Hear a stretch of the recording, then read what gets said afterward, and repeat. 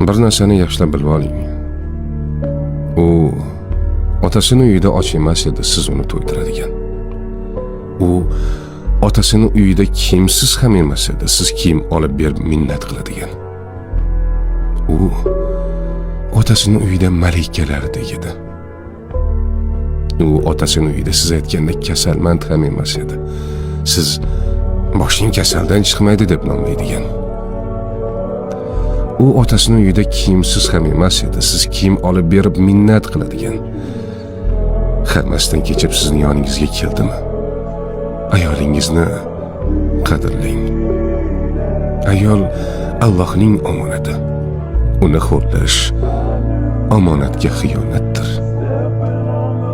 Omonat qilib bergan zot bir kun omonatning ustida albatta